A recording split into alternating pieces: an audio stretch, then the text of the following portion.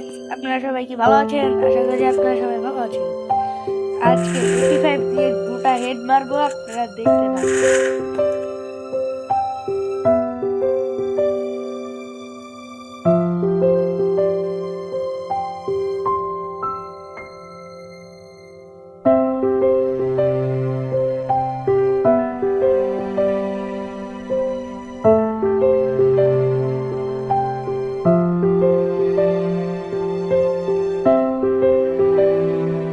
প্রথম শটটা হেড খেয়ে গেল বেচারাটা, পরের বারও হেড খাবে, আপনারা দেখতে থাকুন।